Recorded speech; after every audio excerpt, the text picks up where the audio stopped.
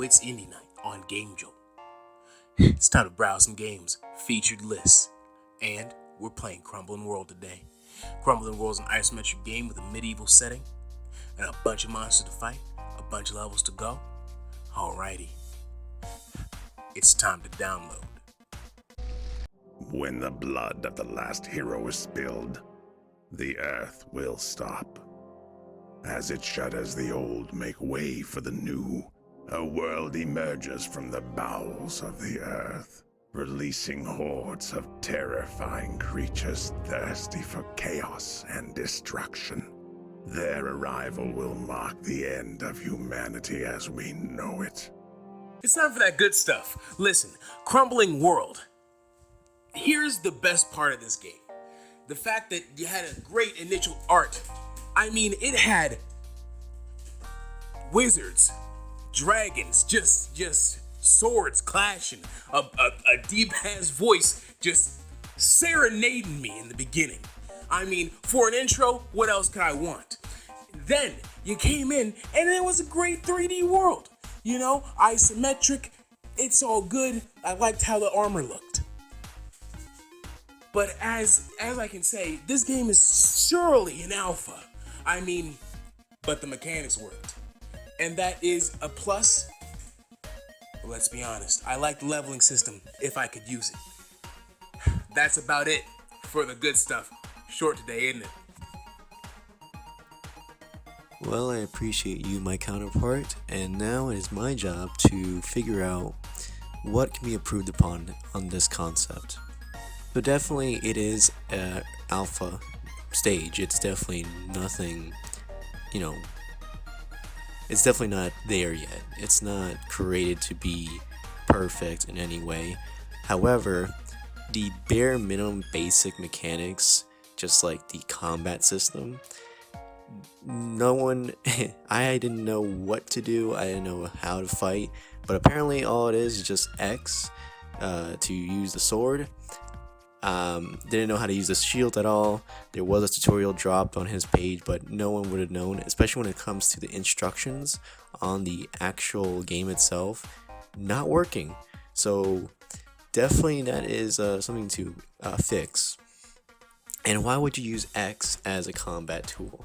So definitely that is very odd. I mean, you should probably figure out a better way on incorporating the keyboard layout and the mouse, especially the mouse being a big thing when it comes to gamers. And definitely, I mean, when it comes to just fighting, especially when it gets down to the AI, they work good. They fight, they hit. You hit them, they bleed. But there is no indication of how easy they die. They can either die pretty quickly or they last forever, which is what one character I had that just kept taking hit and just didn't die. And the easiest way to kill them is just by knocking them off the world, which I don't know why, but the world, why would you be able to just jump off and just go into oblivion and not come back? So definitely that's something not it's not something that I find in games very often. Even in alpha, I'd probably think of invisible walls maybe, and prevent the player from jumping across, jumping off the world. That being said, it is pretty funny how you can exploit the combat and the AI system, and really just go into the one of those healing bonfires. And I really thought you could. I was thinking more of like a use it once and that's it. And the flame goes away and you're healed up fully, or something like that. But no, it's nothing like that. It just infinitely heals you up every time I get near one. And there was an instance where I was just in there and just kept staying there, healing up, and I almost beat down a whole 10-unit squad, and it's pretty funny. I may have won if it hadn't just stopped working on the healing properties. Now, I haven't seen any bosses. And the big thing is there's no path. Everything's randomized at some point. There's barrels in trees. Die, it goes to another different plane pretty similar to the world, but that the level you're on apparently. But the quests are very, very odd. There's no indication on how to complete them. I did get the quests. I did do them. But I only got to like one part of it. I got to somebody and a partner, but even them, they didn't help. They just stayed there. I guess it's escorts. I thought they were gonna help me, but nah. And definitely this game has a lot to go for. The developer, I'm sure, is gonna keep working on it. And like I said, there's a beta happening right now, and I'm sure with that beta, it's gonna be a whole lot more improved. I'm hoping the controls and the instruction button, of course, is there. Hopefully it all pans out, and maybe we'll revisit this when it gets there to the point where it's not a buggy mess. But definitely I think there's potential here, considering how the art style is. But at least that's my take for this. Alright, Carlos, here we have it, Crumbling World. Honestly, it's an alpha. My whole thing is that the presentation just wasn't there.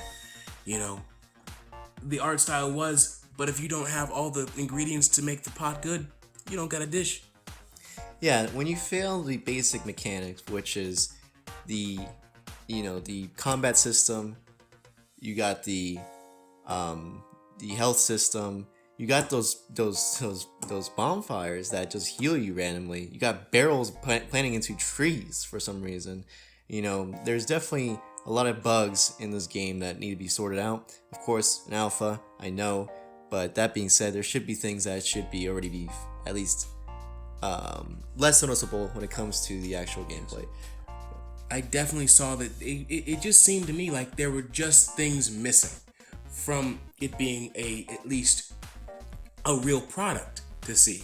Of course, he might have just only been trying to show off the mechanics and things of that nature. But if we can really talk about it for a moment, he had a tutorial video outside of that on the Gamejolt page, if I remember. Yes.